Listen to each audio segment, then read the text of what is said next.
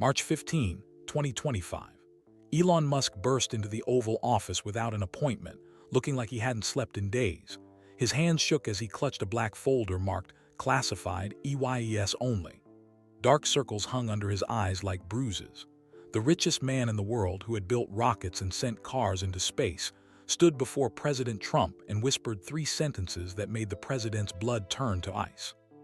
3 sentences that would change everything humanity thought it knew about the universe. 3 sentences about what was watching us from above. But to understand what Elon said that day, and why it left the president speechless, we have to go back 3 weeks earlier, to the moment when everything began. The grandfather clock in the Oval Office struck 2:47 p.m. on March 15, 2025. President Donald Trump sat behind the resolute desk, its dark wood gleaming under the afternoon light streaming through the tall windows. Papers about America's crumbling bridges and highways covered the desk's surface. Trump rubbed his eyes. Infrastructure bills weren't exciting, but they mattered. The door burst open. Natalie Chen, his chief of staff, rushed in. Her usually perfect black hair looked messy. Her face had gone pale, almost white. Natalie never looked scared. She'd handled terrorist threats, economic crashes, and angry senators without breaking a sweat. But right now, her hands trembled. "Mr. President," she said, her voice tight, "Elon Musk is here." Trump looked up. "Elon, did we have a meeting scheduled?" "No, sir. No appointment, no warning. He just showed up at the East Gate 10 minutes ago. The Secret Service tried to turn him away, but—" She paused, swallowing hard. "He told them it's urgent. Life or death for America," his exact words. Trump's eyebrows rose. He'd met Elon dozens of times, at tech conferences, private dinners, even here in the White House. They'd talked about electric cars, space rockets, and Twitter, but Elon always scheduled meetings weeks ahead. The richest man in the world didn't just show up unannounced. "Life or death," Trump repeated. "Is he okay? Did something happen to one of his companies?" "I don't know, sir, but you need to see him. He looks—" Natalie searched for the right word. "Haunted." Trump stood, straightening his red tie. "Send him in." Natalie nodded and disappeared through the door. Trump walked around the desk, his mind racing. What could make Elon Musk look haunted? The man had built rocket ships that landed themselves. He'd sent a car into space just for fun. Nothing scared him. The door opened again. Elon walked in and Trump's breath caught. The man looked terrible. His usually neat hair stuck up in wild directions. Dark purple circles hung under his eyes like bruises. His face seemed thinner, older somehow. He wore a wrinkled black Tesla jacket over a gray t-shirt and jeans. No tie, no polish. He looked like he hadn't slept in days, but it was his eyes that worried Trump most. They were red and desperate, darting around the room like a trapped animal. In Elon's right hand, he clutched a black folder. The words "Classified EYES Only" were stamped across it in red letters. "Elon," Trump said, trying to sound calm. "Sit down. What's going on?" Elon didn't sit. He stood in the middle of the Oval Office, his chest rising and falling with quick breaths. His fingers gripped the folder so tightly his knuckles had turned white. "Mr. President," Elon said, his voice cracked, "what I'm about to tell you will change everything. Your presidency, America, the entire world. Nothing will be the same after this conversation." Trump felt a chill run down his spine. In 50 years of business and politics, he'd learned to read people. Elon wasn't joking. He wasn't exaggerating. Whatever was in that folder had broken something inside him. "Okay," Trump said slowly. "I'm listening." Elon took 3 steps forward. His hands shook as he held out the folder, then pulled it back to his chest. He looked at the floor, then at the windows, then finally at Trump. "Before I show you this," Elon whispered, "before I tell you what I know, I need you to promise me something." Trump moved closer. "What kind of promise?" Elon's eyes filled with tears. One escaped, rolling down his cheek. Trump had never seen Elon Musk cry. The man had lost billions of dollars in single days and laughed about it. He'd been mocked by the entire world and kept building rockets anyway. But now he was crying.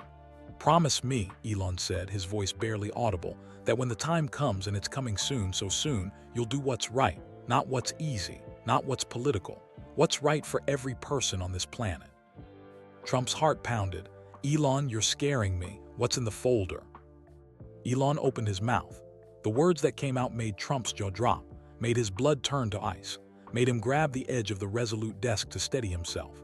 3 sentences, that's all it took. 3 sentences that explained why Elon looked haunted.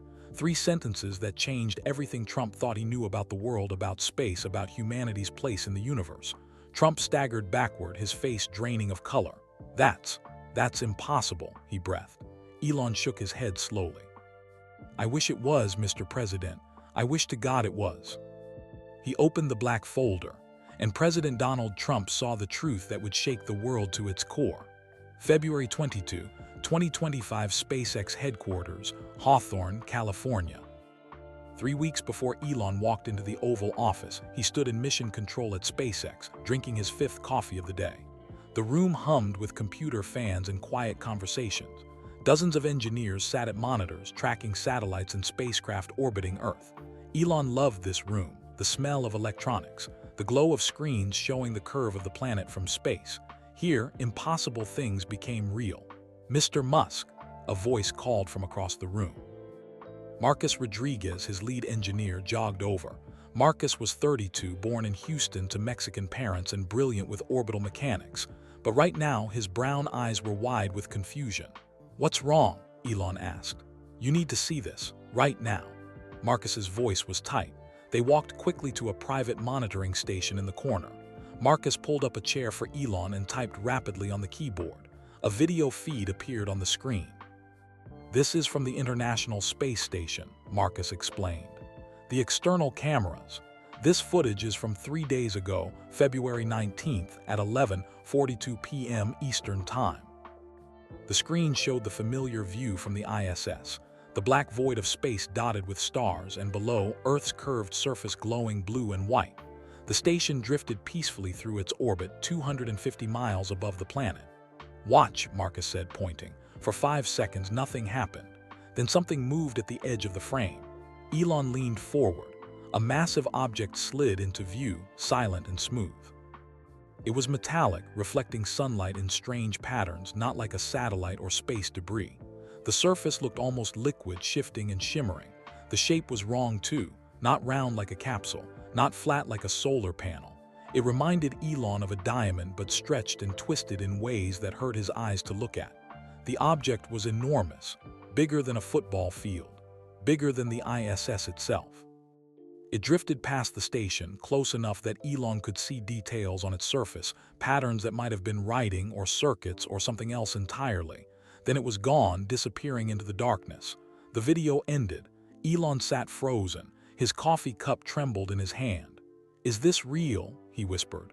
Not a glitch, not a reflection. It's real, Marcus said. We've checked it 30 times, enhanced the images, ran every diagnostic. It's a solid object, Mr. Musk, and sir, there's more. Marcus pulled up another screen. This one showed lines of data, numbers, graphs, radio frequencies. The object was transmitting, Marcus continued.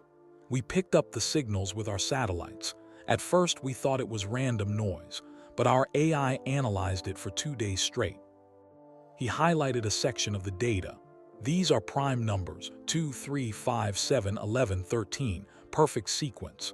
Then this, he pointed to another cluster of numbers. The Fibonacci sequence, 1, 1, 2, 3, 5, 8, mathematical patterns that don't occur naturally. Elon's mouth went dry. Someone sent this, something intelligent. Yes, but there's one more thing. Marcus pulled up a final screen. Hidden in the signal, we found coordinates, latitude and longitude. He zoomed in on a map of the United States. A red dot blinked in the Nevada desert. Elon recognized the location immediately. Everyone did. Area 51, the secret military base that had spawned 1,000 conspiracy theories about aliens and UFOs.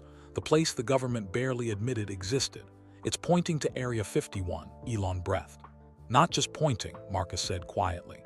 The signal repeated those coordinates 73 times, like it's trying to tell us something. Like it knows what's there. Elon stood up fast, nearly knocking over his chair. His mind raced. An unknown object in space. Mathematical signals. Coordinates to America's most secret base. This wasn't random. This was contact. How many people know about this? Elon demanded. Just me and the 2 analysts who found it. I told them not to tell anyone until you saw it. Good, keep it that way. Elon grabbed his phone. Get me everything NASA has on unusual space activity, all of it. I don't care if it's classified. Use my security clearance.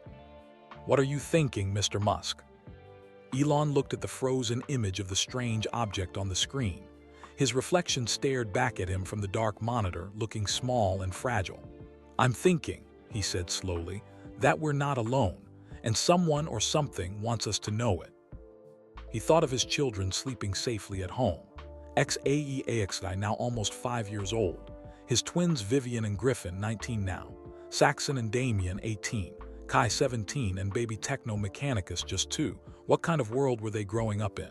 What was coming? Elon pulled out his phone and started making calls. First to his security team, then to contacts at NASA, then to someone he never thought he'd need to call, a general at the Pentagon.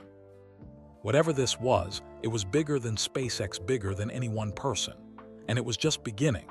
February 28, 2025, the Pentagon, Washington, D.C. 6 days after discovering the object, Elon sat in the back of a black SUV with tinted windows. The vehicle rolled through the streets of Washington, D.C. at 4:30 in the morning. The city was still dark and empty. He'd flown here in secret on his private jet, telling only his most trusted assistant where he was going.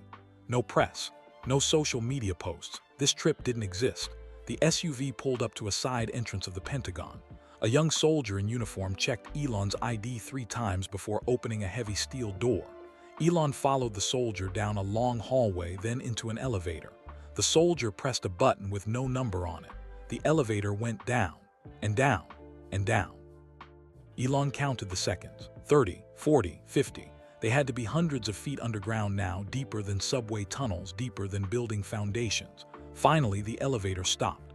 The doors opened onto another hallway, this one carved from solid rock. Lights flickered on automatically as they walked. Their footsteps echoed in the silence. They stopped at a door marked SCIF-7, Secure Compartmented Information Facility, a place where the most important secrets were kept. The soldier knocked twice and left. The door opened. A tall woman in an Air Force uniform stood there. Her gray hair was cut short. Her dark eyes studied Elon carefully. 3 stars gleamed on her shoulders. Mr. Musk, I'm General Patricia Hayes, head of U.S. Space Command. Her handshake was firm and strong. Thank you for coming. Please sit. The room inside was small and plain. Concrete walls, a metal table, 2 chairs, no windows, a single light bulb hung from the ceiling. General Hayes was from Texas, Elon knew. She'd served 3 tours in Afghanistan, survived 2 helicopter crashes, and earned more medals than most soldiers ever saw. She didn't waste time on small talk. She sat across from him and slid a manila envelope across the table. Mr. Musk, what you discovered isn't new to us, she said quietly. Elon's stomach dropped. You already knew. We've been tracking 7 similar objects for the past 11 months. 11 months, Elon's voice rose. Why didn't you tell anyone? Because we don't understand them, and we don't want to cause mass panic. General Hayes opened the envelope and spread photographs across the table. Look. Elon leaned forward. The photos showed satellite images of Earth from space. In each photo, a metallic object hung in the darkness, each one shaped differently but all wrong, all impossible. This one appeared over Russia in April 2024, General Hayes said, pointing. Right after the solar eclipse. This one over China. This one over the Arctic Ocean, Pacific Ocean, Brazil, India, West Africa. Elon counted them. 7 objects, 7 locations spread across the globe. What are they doing? He asked. Nothing, that's what scares us. They don't attack. They don't respond to our radio signals. They don't move. They just hover at the edge of our atmosphere and watch. Watch what? Us? They're watching us, Mr. Musk. General Hayes pulled out another photo. This one showed the object Elon had discovered near the ISS. But 3 days ago, something changed. Your object appeared, and all 7 of the others started moving.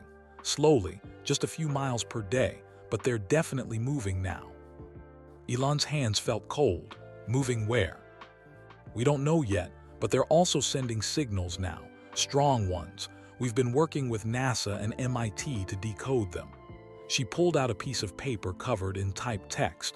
We cracked part of it yesterday. She slid the paper to Elon. He read the words. His vision blurred. The room seemed to tilt. Decision point, 30 days. Humanity will choose. Choose what? Elon whispered. That's what we need you to figure out. General Hayes leaned forward. Mr. Musk, you have resources NASA doesn't have. Your satellites, your engineers, your technology. We need your help. But why me? You have the entire military. Because we think they're not talking to governments or militaries.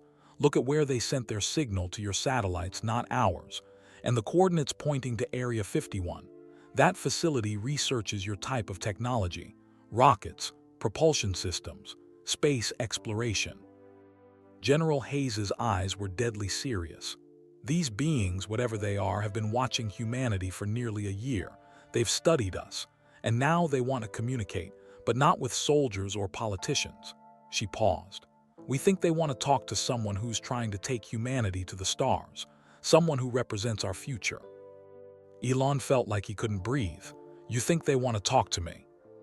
Yes, and Mr. Musk, we have 15 days left until their deadline. 15 days to figure out what they want us to choose. 15 days to speak for every human being on this planet. She stood up. Can you do it?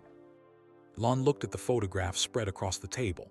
7 impossible objects, 7 watchers in the sky, and one message: humanity will choose. Choose what? Choose between what? He thought of his children again, of every child on Earth, of the 8 billion people who had no idea that beings from somewhere else were watching them, judging them, waiting for an answer to a question nobody understood yet. Elon stood on shaking legs. I'll do it, he said. I'll find out what they want. I'll find the answer. General Hayes nodded. Then get to work, Mr. Musk. The clock is ticking, and I have a feeling that if we fail... She didn't finish the sentence. She didn't need to. Elon left the Pentagon as the sun rose over Washington, D.C. The city looked beautiful and fragile in the morning light. Somewhere above, beyond the clouds, 7 objects watched and waited. 15 days. The weight of the world had just landed on Elon Musk's shoulders.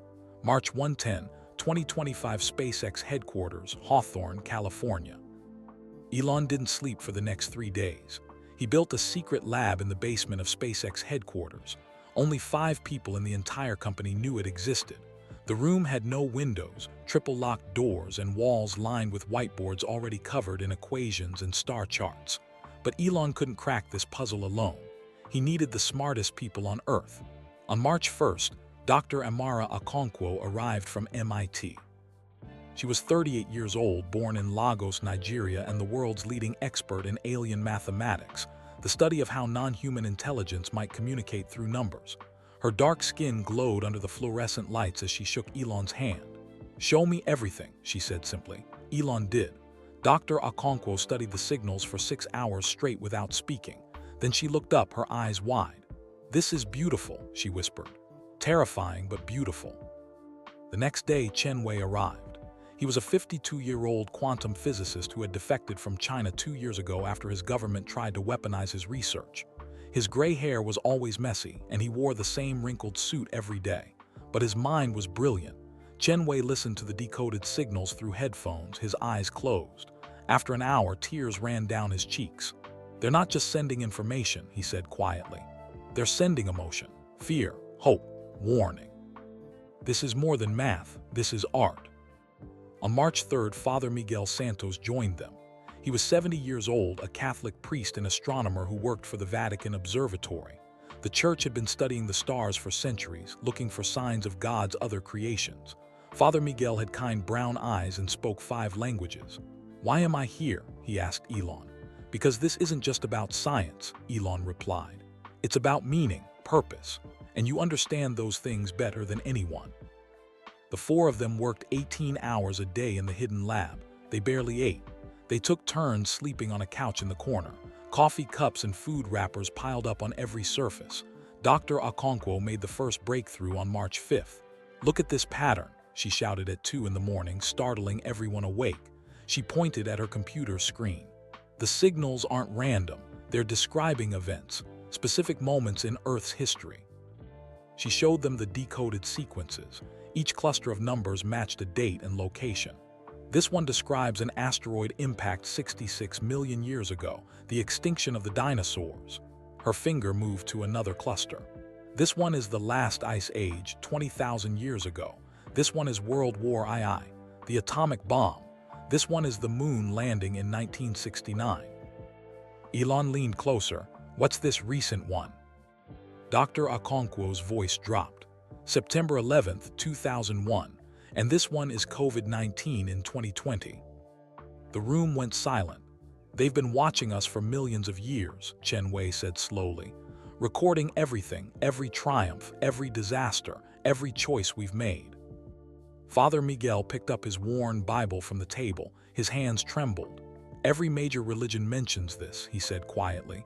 A day of judgment, a reckoning, different words, same concept. Christianity calls it Judgment Day. Islam calls it Qiyamah. Hinduism speaks of the end of Kali Yuga.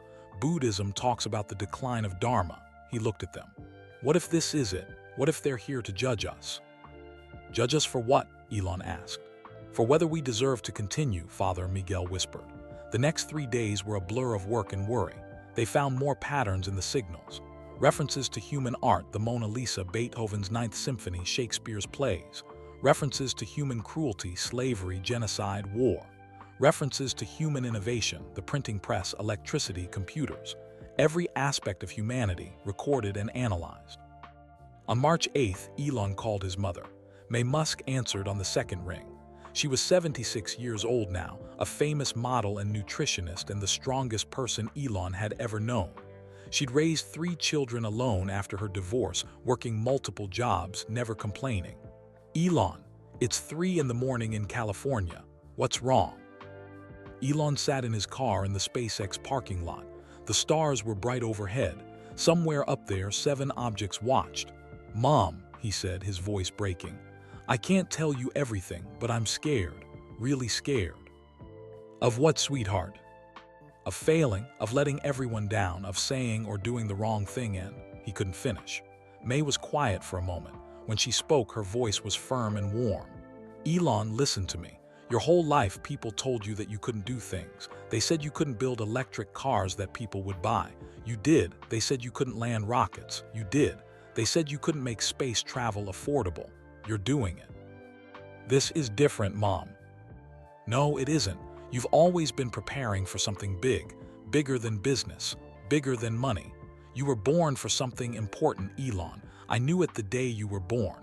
I've watched you your whole life working toward this moment. Whatever it is. Tears streamed down Elon's face. What if I'm not smart enough? What if? You are enough. You've always been enough. And you're not alone. You have brilliant people helping you. You have family who loves you. And you have something more important than intelligence. What? You care. You actually care about humanity's future. That's rarer than genius, my son. Trust yourself. After they hung up, Elon sat in the dark car for a long time. On March 10th, everything changed. The team was reviewing signal data when every computer in the lab started beeping at once. A new transmission was coming through, stronger than before, clearer. Dr. Okonkwo's fingers flew across her keyboard, translating the message as it arrived. Her face went white. Oh my God, she breathed. The message appeared on the main screen in simple English. Representative required. March 15, Oval Office, speak for humanity. Chen Wei grabbed the edge of the table to steady himself. Father Miguel made the sign of the cross. Elon stared at the words. March 15th was 5 days away. They want me to go to the president, he said quietly. They want me to speak for everyone.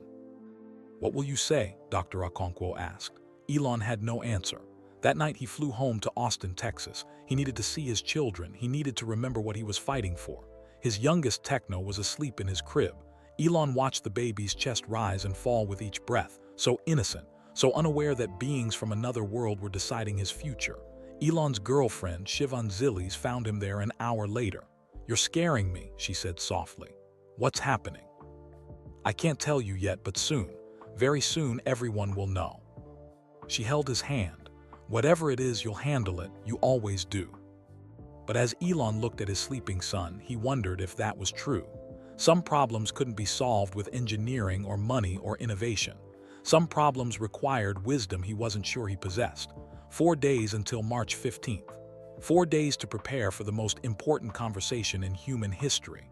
March 11-14, 2025 Austin, Texas. Elon stood on the back porch of his Austin home, staring at the night sky. Stars scattered across the darkness like diamonds on black velvet. He'd loved the stars his whole life. They represented hope, adventure, the future. Now they felt different. Now he knew something was up there, watching. Behind him, through the glass doors, his children played in the living room. Saxon and Damien, his 18-year-old twins, built something with blocks on the floor.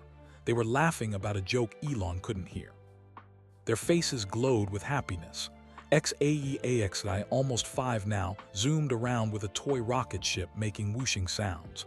"I'm going to Mars, Daddy," he'd shouted earlier. "Just like you." Elon's chest felt tight. What if there was no Mars? What if humanity never got to explore the stars because of whatever choice was coming? The sliding door opened. Shivan stepped out, carrying baby Techno in her arms. The 2-year-old was bundled in a blue blanket, half asleep. "You've been out here for 2 hours, Shivan said gently. "Talk to me." Elon turned to her. In the porch light, she could see how exhausted he looked. The dark circles under his eyes had grown darker. His hands shook slightly. "I can't tell you everything yet," he said. "But in 4 days, the world is going to change, and I have to do something that," he paused, "that I'm not sure I can do." "What could possibly scare Elon Musk?" Shivan asked, trying to smile. "Failing everyone, every single person on this planet." He looked at Techno sleeping in her arms. "Failing him, failing all of them." Shivan shifted the baby and took Elon's hand. Her grip was warm and steady. "Whatever this is, you won't be alone. You're never alone." But Elon felt alone, more alone than ever in his life. March 12, 2025. The next day, Elon walked through his property. 20 acres of Texas hill country with rolling grass and scattered oak trees. It was peaceful here, far from the noise of Silicon Valley or the chaos of Twitter debates. He found himself at the edge of his land, where a simple wooden fence marked the boundary. Beyond it, more grass stretched toward the horizon. His phone buzzed. A text from Dr. Okonkwo. "New signal decoded. They're showing us more history. The building of the pyramids, the invention of writing, the discovery of fire. They're reminding us who we are." Elon typed back, "or reminding us who we were. Maybe they think we've lost our way." 3 dots appeared as she typed. "Then have we?" Elon didn't answer. He didn't know. He thought about humanity's achievements, landing on the moon, curing diseases, creating art and music, building civilizations. But he also thought about the wars, the hatred, the way people hurt each other over race, religion, money, power. Were humans good or bad? The answer was both, always both. How could he defend humanity when humanity was so complicated, so flawed? March 13, 2025. 2 days before the Oval Office meeting, Elon couldn't eat. Food tasted like cardboard. His stomach churned with anxiety. He sat in his home office, surrounded by 3 computer monitors. On one screen, satellite feeds showed the 7 objects still hovering at the edge of Earth's atmosphere. On another, scrolling data from the decoded signals. On the third, news websites.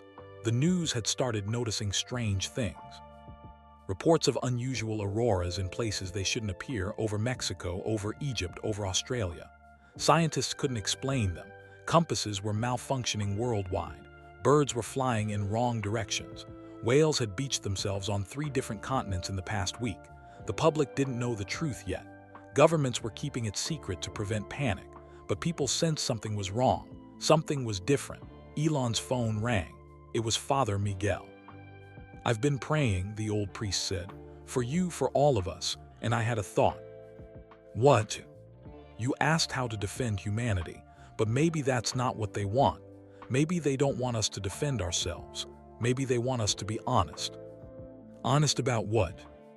"About who we really are, our failures and our hopes, our cruelty and our kindness. The truth, Elon, maybe the truth is enough." After they hung up, Elon sat in the dark office, thinking about truth. The truth was that humans were messy and beautiful and terrible and wonderful all at once. The truth was that they tried and failed and tried again. The truth was that despite everything wrong with the world, people still loved each other, still helped strangers, still hoped for better tomorrows. Was that enough? Would the truth save them? March 14, 2025. The night before flying to Washington, Elon tucked X into bed. "Daddy, why do you look sad?" his son asked, his small face concerned. Elon forced a smile. "I'm not sad, buddy, just thinking." "About what?" "About how much I love you. About how lucky I am to be your dad." X smiled, showing the gap where he'd lost a tooth. "I love you too, Daddy. Are you going on a trip?" "Just for one day. I'll be back tomorrow night." "Promise?" Elon's throat tightened. He thought about the 7 objects in space, about the choice humanity had to make, about all the things that could go wrong. But he looked at his son's trusting face and said, "I promise." After X fell asleep, Elon walked downstairs. Shivan was waiting. "I have to leave early tomorrow," he said. "Before sunrise, I'm flying to Washington." "To see the president?" "Yes." "Are you going to tell me what this is about?" Elon pulled her close, holding her tight. "Soon. Tomorrow night everyone will know, the whole world, and nothing will ever be the same." She pulled back, searching his face. "You're really scared, aren't you?" "Terrified." "Then let me ask you something. If you could tell every person on Earth one thing right now, what would it be?" Elon thought about it. About all the people sleeping peacefully in their beds, unaware that tomorrow might change everything. The factory workers and teachers and farmers and nurses, the children and grandparents, the rich and poor, the believers and doubters. "I'd tell them," he said slowly, "that we're all in this together, that what happens next depends on all of us, not just me, that we're stronger than we think we are." Shivan smiled sadly. "Then that's what you'll tell them when the time comes. You'll remind everyone that we're not alone, that we have each other." That night, Elon barely slept. He lay awake, watching the ceiling fan spin slowly in the darkness. Tomorrow he would fly to Washington. Tomorrow he would walk into the White House. Tomorrow he would show President Trump the truth that had been hidden in the stars. Tomorrow the world would learn that humanity was being tested. And Elon Musk, the boy who dreamed of Mars, the man who built rockets and cars and changed industries, would have to find the words to speak for 8 billion people. The weight pressed down on his chest like a physical thing. But as dawn broke over Texas, painting the sky pink and gold, Elon got out of bed. He showered. He dressed. He kissed his children goodbye as they slept. And at 5:30 a.m., his car pulled away from the house, heading to the airport. The most important day of his life had begun. March 15, 2025, morning, Austin to Washington, D.C. Elon's Gulfstream jet lifted off from Austin Bergstrom International Airport at 6:00 a.m. The sunrise painted the clouds orange and red as the plane climbed into the sky. Inside the cabin, Elon sat alone in a leather seat, staring at papers spread across the small table in front of him. Notes covered every page, diagrams, questions, possible speeches he might give, but every word felt wrong, too formal, too casual, too technical, too simple. How did you speak for humanity? How did you sum up 8 billion people in a few sentences? The flight attendant, Maria, brought him coffee. She'd worked for Elon for 6 years and knew when he needed silence.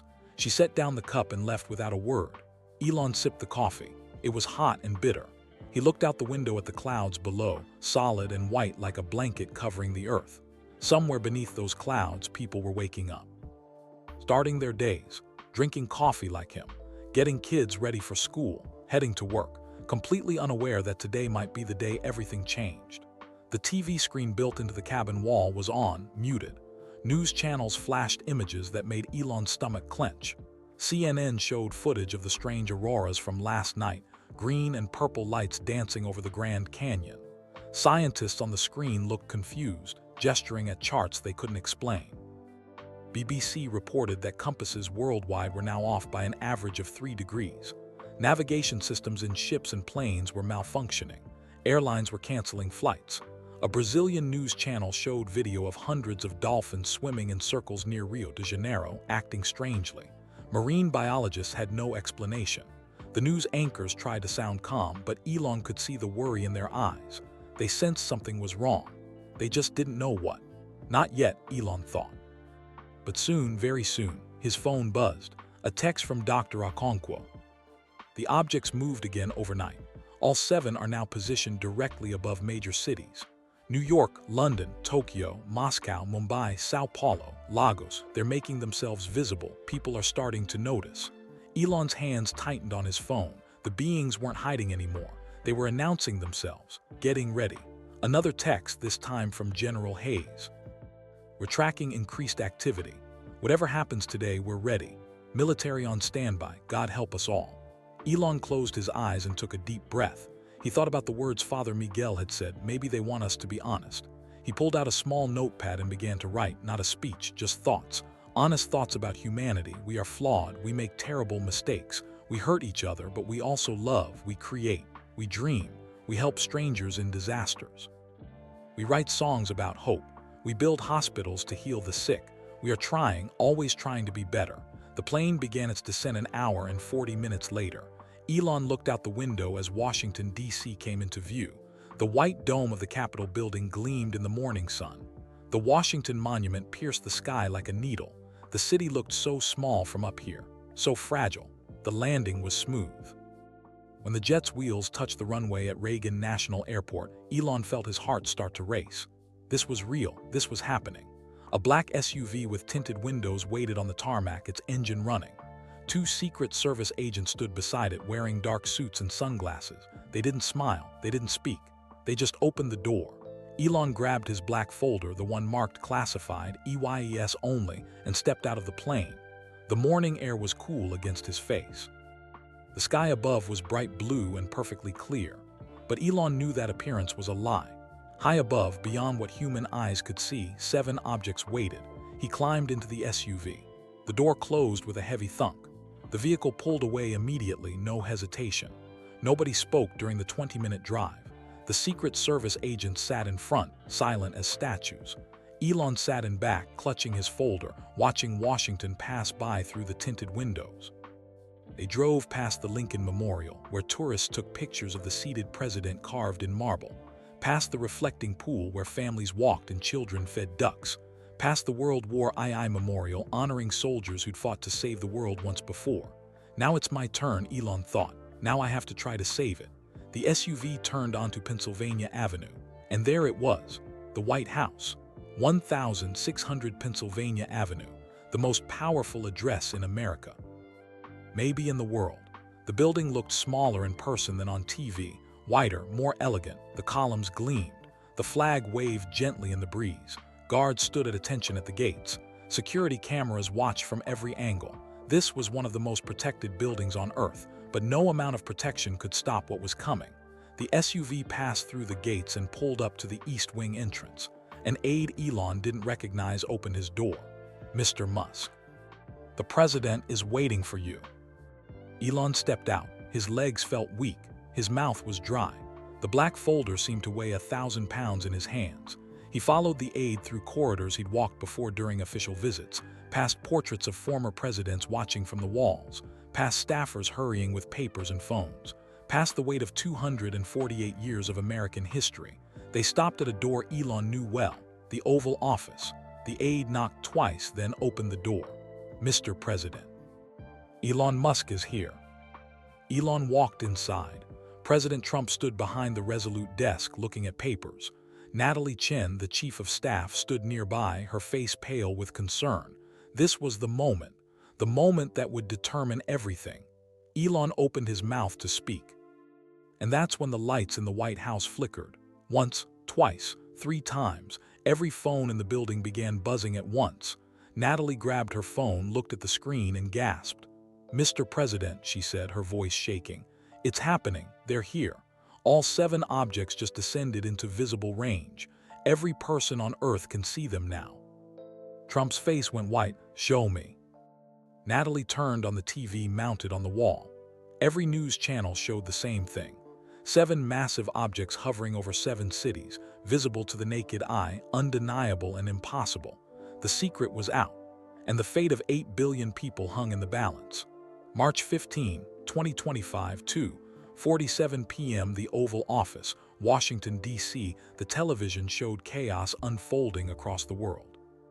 New York City, millions of people stood in the streets, necks craned upward, staring at the massive metallic object hovering above Manhattan. It was so large it blocked out the sun in patches, casting strange shadows across the city. Car horns blared, people screamed. Some prayed, some ran, most just stood frozen, unable to look away. In Tokyo, the crowds were quieter but just as stunned. Cameras on phones captured every angle of the diamond-shaped structure hanging above the city's skyscrapers. The object reflected the afternoon light in impossible patterns that hurt to look at directly. London, Moscow, Mumbai, Sao Paulo, Lagos, 7 cities, 7 objects, all visible now to anyone with eyes. The news anchors struggled to maintain composure. One woman on CNN kept saying, "We don't know what this is. We don't know what this means. Please remain calm." But her voice shook with barely controlled panic. President Trump muted the television. The Oval Office fell silent except for the ticking of the grandfather clock. He turned to Elon, his famous confidence wavering for the first time Elon had ever seen. Trump's face had gone pale. His hands gripped the edge of the resolute desk. "Sit down, Elon," Trump said quietly. "Tell me everything, right now." Elon sat in one of the chairs facing the desk. Natalie Chen stood by the door, her phone clutched in both hands, waiting. Elon placed the black folder on the desk between them. "Mr. President, 3 weeks ago, SpaceX discovered an unknown object near the International Space Station. It was transmitting mathematical signals, prime numbers, the Fibonacci sequence, and coordinates pointing to Area 51. Trump leaned forward. "Area 51, you're telling me the conspiracy theorists were right. Not about aliens living there, but about it being connected to something from beyond Earth." Elon opened the folder. Inside were photographs, data printouts, and decoded messages. The Pentagon already knew. General Hayes told me they'd been tracking 7 objects for 11 months, since last April, right after the solar eclipse. "Why didn't she tell me?" Trump's voice rose. "Because they didn't understand what it meant. They were trying to avoid mass panic." Elon slid the first photograph across the desk. "But 3 days ago, everything changed. The objects started moving, and they started sending clear messages." Trump picked up the photo. His hands trembled slightly. Elon pulled out the translated message and placed it in front of the president. The words were typed in simple black letters. "Decision point 30 days. Humanity will choose." Trump read it 3 times. "Choose what?" "I've spent the last 2 weeks trying to figure that out. I assembled a team, the best astrophysicist, quantum physicist, and religious scholar I could find. We've been analyzing every signal, every pattern, every piece of data." Elon spread more papers across the desk. "These beings, whatever they are, have been watching Earth for millions of years. They've recorded every major event in human history: the extinction of the dinosaurs, the Ice Age, the building of the pyramids, World War II, the moon landing, September 11th, COVID-19, everything." Natalie stepped closer, staring at the papers with wide eyes. "They've been studying us." "Yes, and judging by their messages, they've seen the best and worst of humanity. Our creativity and our cruelty, our compassion and our violence, our achievements and our failures." Trump stood up and walked to the window overlooking the rose garden. His back was to them, his shoulders tense. "Why you?" Trump asked without turning around. "Why did they choose to communicate with you and not me? I'm the President of the United States." Elon heard the hurt in Trump's voice beneath the anger. "I think they chose me because I'm trying to make humanity multiplanetary, because I represent the future, or at least the attempt at one. SpaceX, Tesla, the mission to Mars. I'm trying to ensure humanity survives and grows beyond Earth." Trump turned back around. "And what do they want now? What's this choice they're talking about?" "In 15 days, Elon's voice caught. He swallowed hard. "In 15 days at midnight on March 30th, they're going to make direct contact. They're going to ask humanity one question, and our answer will determine our future." "What question?" Natalie whispered.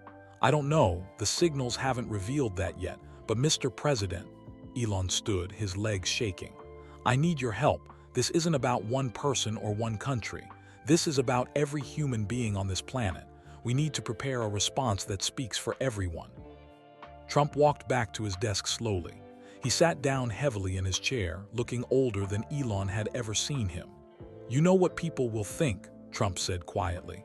"That we've lost our minds, that this is some elaborate hoax, that we're lying or crazy. That's why we can't announce everything yet. The objects revealing themselves will force the truth out, but we need to control how the information spreads, prevent total panic." Elon leaned forward. But we need to start preparing now.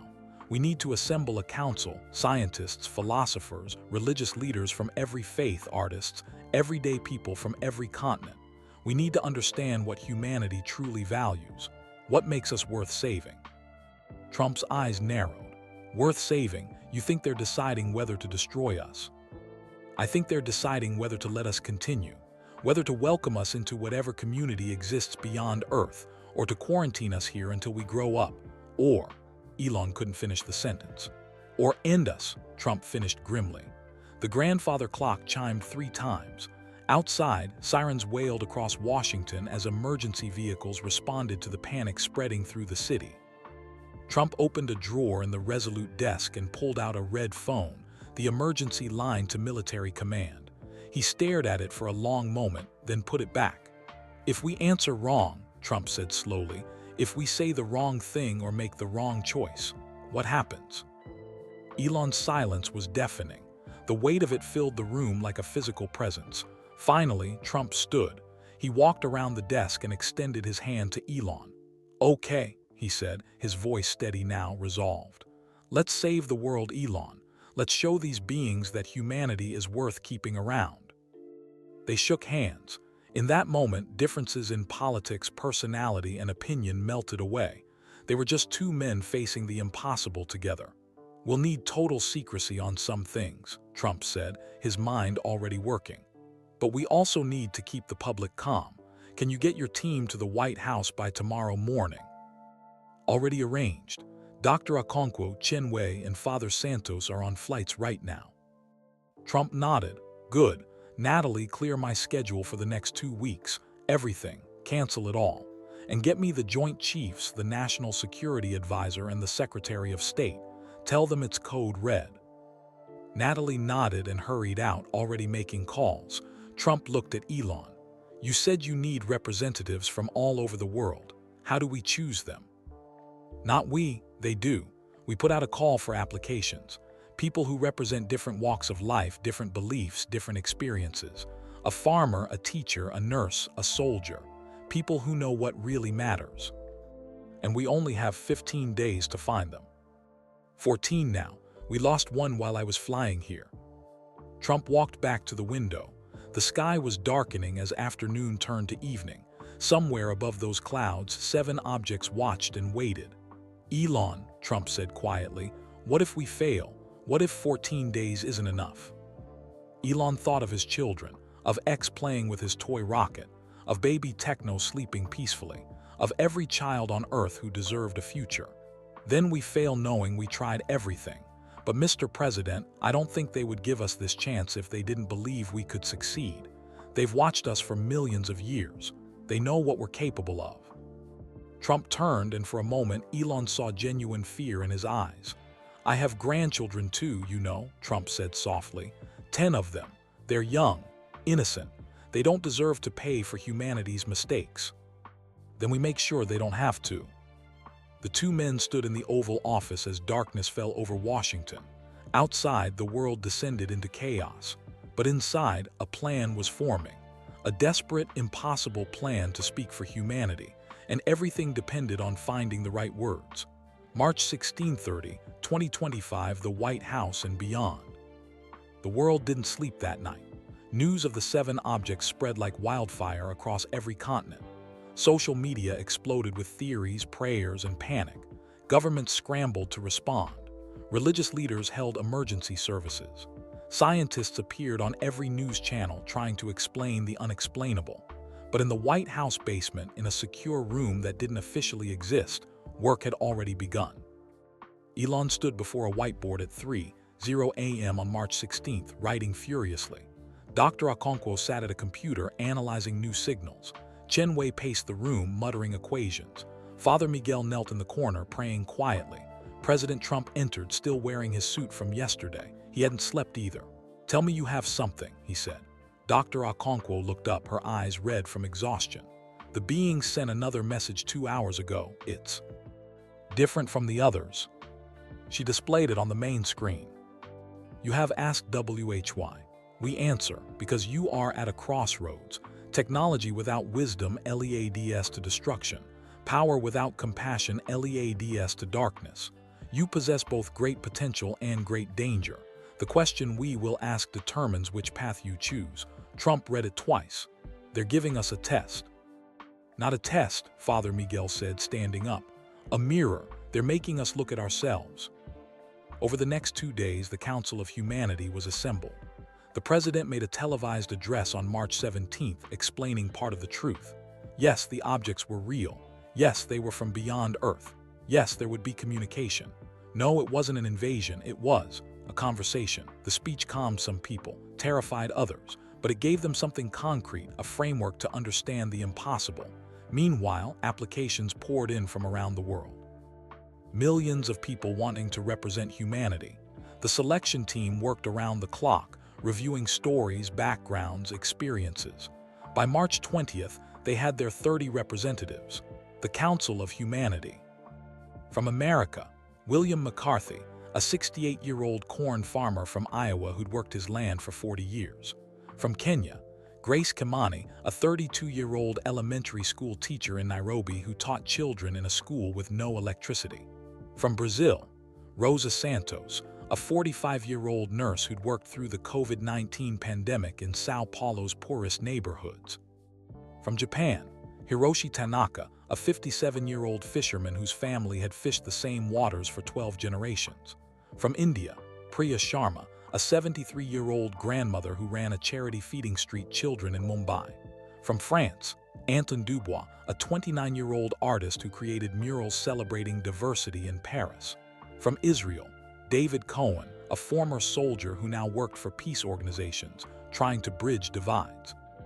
From Egypt, Dr. Fatima Al-Rashid, a Muslim scholar and professor who studied interfaith dialogue.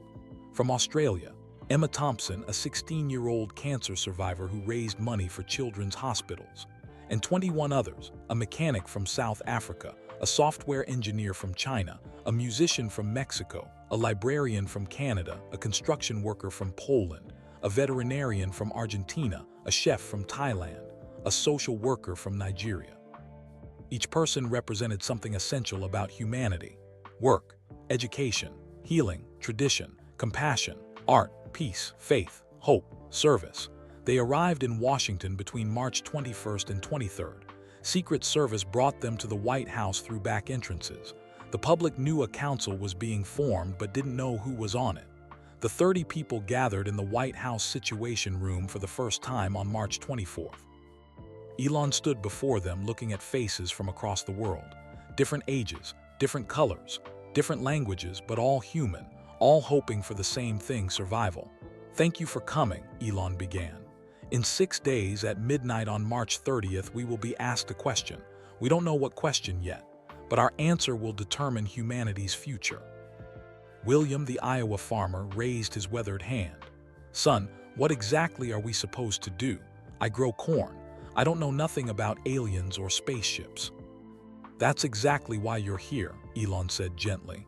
"We don't need experts. We need real people. People who understand what actually matters in life."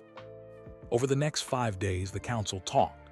They discussed what made life worth living: love, family, friendship, purpose, beauty, growth, second chances. They discussed humanity's greatest achievements: art that moved souls, medicine that saved lives, technology that connected people, acts of kindness between strangers. They discussed humanity's greatest failures: wars fought over pride, hatred based on differences, greed that destroyed the planet, cruelty inflicted without remorse. Grace, the Kenyan teacher, spoke through tears.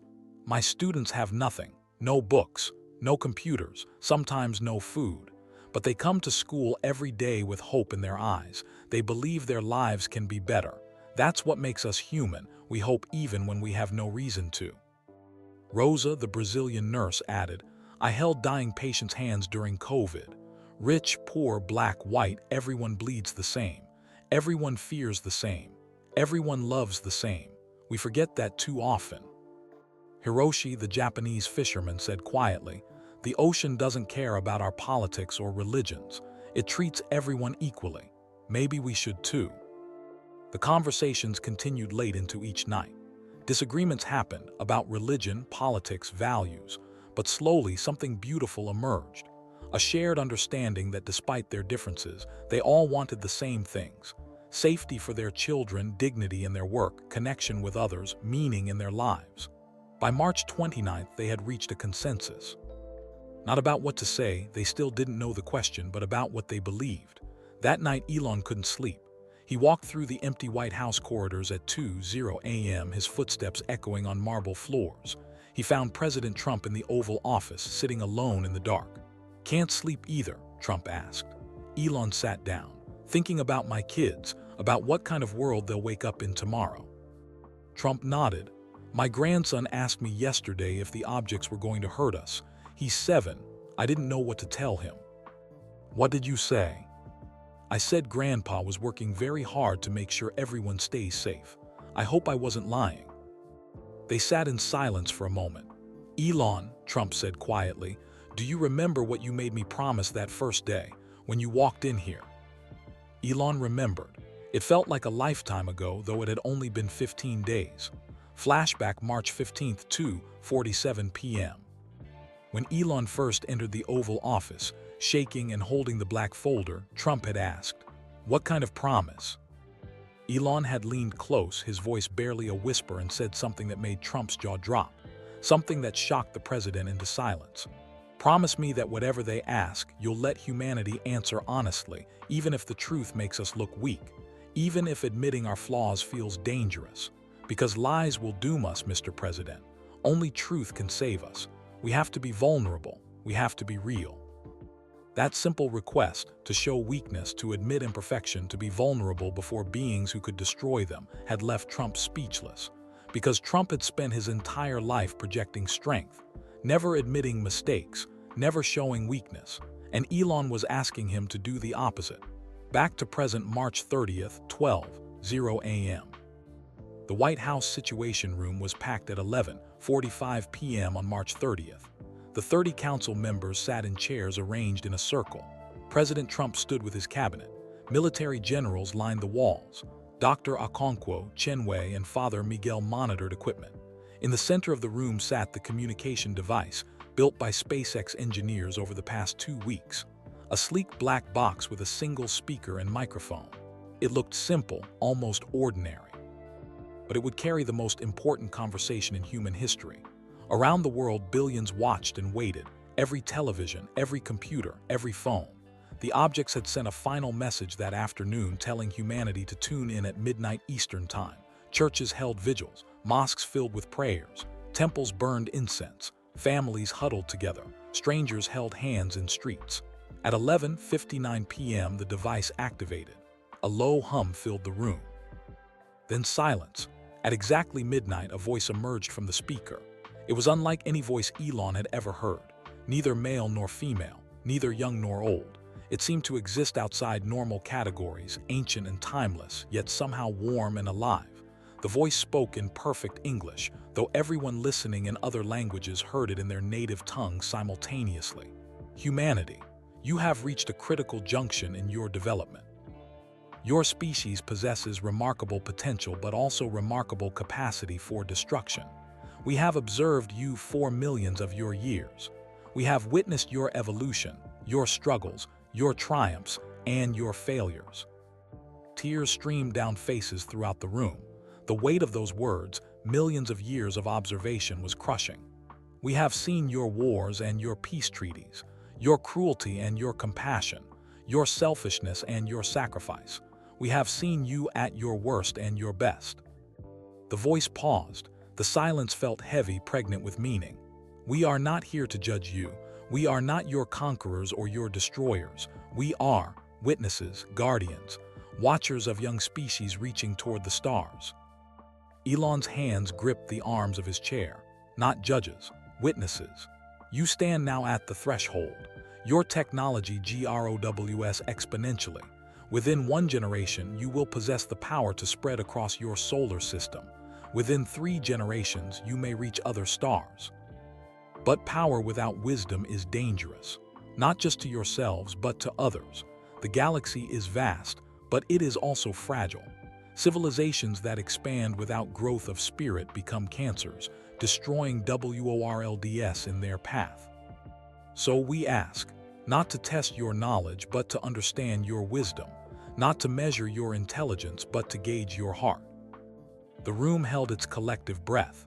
If you could send one message to every human heart simultaneously, one truth that would guide your species forward into the stars, what would it be? This is not a puzzle to solve. It is a mirror to hold up to yourselves. Speak now, speak together, speak truly. The device fell silent, waiting.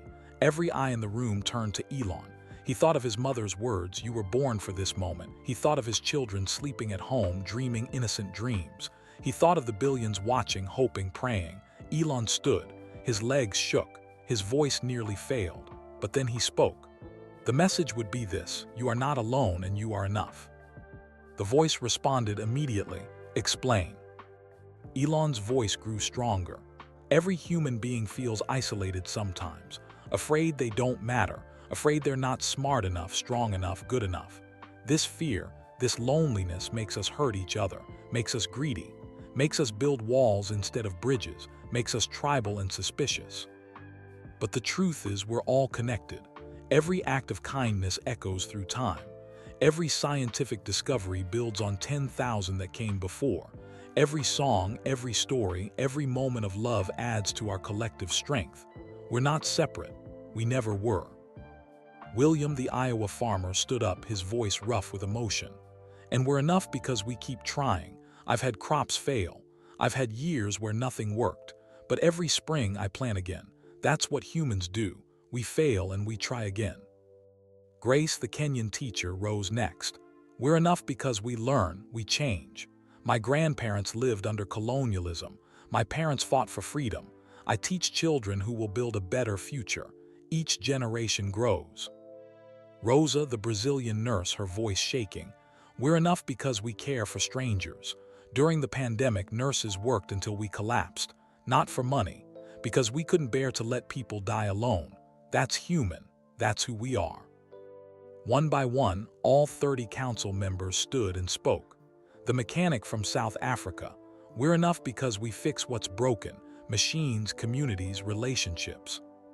The musician from Mexico. We're enough because we create beauty even in darkness. Art is hope made visible. Emma, the teenage cancer survivor from Australia, tears streaming down her face. We're enough because we hope even when hope seems stupid. When doctors said I'd die, I hoped anyway. And I'm still here. Humans are stubborn about hope. The software engineer from China. We're enough because we connect. Technology can divide, but it can also unite. My code runs on computers everywhere. We're building bridges. Dr. Fatima, the Muslim scholar from Egypt. We're enough because every faith, every wisdom tradition teaches the same core truth: love one another. We forget it, yes, but it's always there calling us back. David, the former Israeli soldier. We're enough because we can change. I carried a gun. Now I carry peace proposals. People can transform, always. President Trump, his voice humble in a way Elon had never heard. We're enough because we're still here, still fighting, still believing in something better. We've survived ice ages, plagues, wars, disasters. We're resilient. We don't give up. Finally, Father Miguel stepped forward, his old voice clear and strong. And we're enough because we ask these questions. What does it mean to be good? To be wise? To be worthy? The fact that we struggle with these questions, that we doubt ourselves, that proves we have conscience. That proves we have soul. The 30 voices wove together, a tapestry of human experience, flawed but beautiful, broken but undefeated. The voice from the device was silent for a long moment. Time seemed to stop. Then, your answer reveals understanding. You acknowledge your flaws but do not hide from them. You claim potential but do not claim perfection. You recognize your interconnection. This is the beginning of wisdom. Relief flooded the room like a physical wave. People sobbed openly, strangers embraced, but the voice continued. However, words are not enough. Words are easy. Actions are hard. We will return in one generation, 25 of your years. If humanity has truly internalized this message, if you have worked toward unity while respecting diversity, if you have balanced ambition with compassion, then you will join the galactic community. you will be welcomed among the stars. If not, if you have continued on your destructive path, we will isolate your planet. You will remain quarantined here until you are ready. The choice, as always, is yours. We do not give you this burden to punish you. We give it to you because we believe you can carry it. We have watched you for millions of years. We know your capacity for growth. Use your time wisely. Teach your children the truth you spoke today. Build the world you described. Become the species you dream of being. We will be watching with hope. The device went silent. The speaker dimmed. Around the world, the 7 objects dissolved into light, particles of luminescence that spread across the sky like fireworks, then faded into nothing. They were gone. March 31, 2025, 3:00 a.m. The White House Rose Garden. Elon stood outside, watching the first hints of dawn paint the eastern sky pink and gold. Around the world, people emerged from their homes. The panic had transformed into something else: purpose, unity, determination. His phone buzzed constantly. Messages from his children, from Shivan, from his mother, from friends and colleagues across the globe. One text from X made him smile through tears. "Daddy, you saved the world. Can I still be an astronaut?" Elon typed back, "Yes, and in 25 years we'll fly together." President Trump walked out into the garden looking exhausted but somehow lighter. The weight of leadership seemed different now, still heavy but carried with new purpose. "What now?" Trump asked. Elon turned to face him, the rising sun at his back. "Now, we get to work. We have 25 years to prove we meant what we said, to show that humanity deserves the stars. Think we can do it?" Elon smiled, genuine hope on his face for the first time in weeks. "I've landed rockets on barges in the middle of the ocean. I've sent a car into space. I've watched humans do impossible things when we work together, when we have something real to strive for. So yes, but it won't be easy. It'll take every one of us, scientists and farmers, leaders and teachers, parents and kids, everyone." Trump extended his hand. "Then we'd better get started." They shook hands as the sun rose fully over Washington, bathing the White House in golden light. News networks worldwide were already broadcasting the council's message. The 30 representatives were returning to their homes, but their words traveled with them, shared in every language in every country. You are not alone, and you are enough. Teachers began planning new curricula. World leaders scheduled summits. Scientists proposed collaborations across borders. Religious leaders organized interfaith dialogues. Artists created works celebrating unity. The change wouldn't happen overnight. There would be setbacks, arguments, failures. But something fundamental had shifted. Humanity had looked into a mirror held up by the cosmos and seen itself clearly, both the beauty and the ugliness. And instead of turning away, instead of making excuses, they had promised to do better. April 2, 2025, SpaceX headquarters, Hawthorne, California. Elon stood in mission control, watching a rocket on the launch pad. This one carried a special payload, a message capsule written by children from 100 countries. Inside, drawings, poems, songs, and promises. We will protect Earth. We will be kind. We will reach for the stars together. Dr. Okonkwo approached, looking well-rested for the first time in a month, ready for launch. "Always," Elon said. The countdown began. 10, 9, 8. Elon thought about his children growing up in a world that now knew it was being watched not by judges but by witnesses who believed humanity had potential. 3, 2, 1. The rocket ignited, flames and smoke billowing as it climbed into the clear blue sky, faster and higher, carrying humanity's promise toward the stars. Elon watched it go, getting smaller and smaller until it was just a bright point of light against the infinite blue. 25 years, 9,125 days, 219,000 hours. The countdown had begun. The clock was ticking, but humanity was awake now, aware, striving, and somehow against all odds that felt like enough. For now.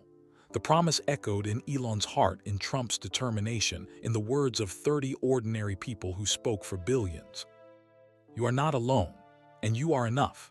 If they could remember that, if they could live that, the stars would wait. And in 25 years, humanity would be ready to join them. That was the end of this story. What an incredible journey we've been on together. Watching Elon Musk face the impossible, seeing humanity come together at its most critical moment, and discovering that our greatest strength lies not in perfection, but in our honest acknowledgement of both our flaws and our potential. We'd love to know, where are you listening from? Drop a comment below and tell us your city or country. It's amazing to think that people from all around the world are hearing this story right now, just like humanity united in our tale. If this story moved you, touched your heart, or made you think differently about our place in the universe, please hit that like button. It helps us reach more people who might need to hear this message. And don't forget to subscribe to our channel for much more interesting stories like this one. Stories that inspire, challenge, and remind us of what truly matters. Finally, share this video with your friends and family. Spread the kindness, spread the awareness, because just like in our story, we're all connected. Every share, every conversation, every moment of reflection adds to our collective journey toward being better. Remember, you are not alone and you are enough. Thank you for listening. Until next time, keep looking up at the stars and believing in humanity's potential.